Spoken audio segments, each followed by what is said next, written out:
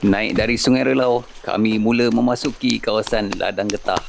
Yang mana kawasan ini merupakan sebuah ladang berbukit naik dan turun sekaligus menguji ketabahan pelari 100 km. Sekali lagi kami berjumpa dengan pelari yang masih belum pulih dari trauma tidak cukup makan malam tadi. Kategori? 100. Okey. Halo. Di sebalik kelesuan dan trauma yang melanda pelari 100 km, terdapat suntikan semangat baru daripada pelari 30 km yang telah dilepaskan pada 7.30 pagi. Dan kini mereka mulai bergerak dengan kelajuan dan akselerasi yang baik untuk menuju ke Gua Hantu Menari.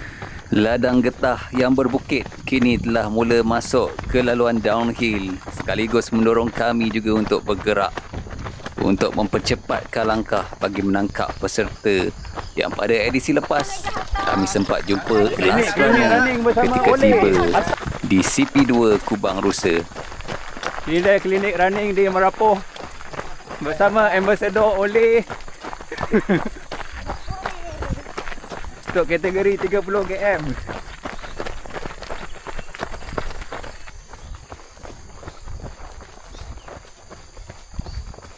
Ini adalah merupakan laluan sebelum masuk ke Gua Hantu Menari di sekitar KM ke-15. Kawasan yang lengang serta jalan yang tidak berlumpur memudahkan pergerakan kami. Juga di sini terdapat 2 orang jurugambar dari tim Shutter Sport sedang menunggu kehadiran pelari.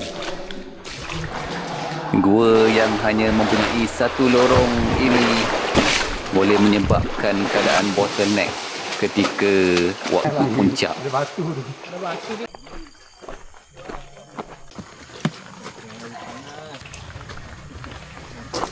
Tiba di checkpoint Kubang Rusa, masih tidak kelihatan seorang pun pelari 55 km. Manakan tidak, dengan keadaan makanan dan air yang rasanya mencukupi untuk menampung keperluan mereka, membolehkan mereka mengisi semula perut yang lapar untuk mengembalikan tenaga yang hilang bagi meneruskan perjalanan. Dah potong pula.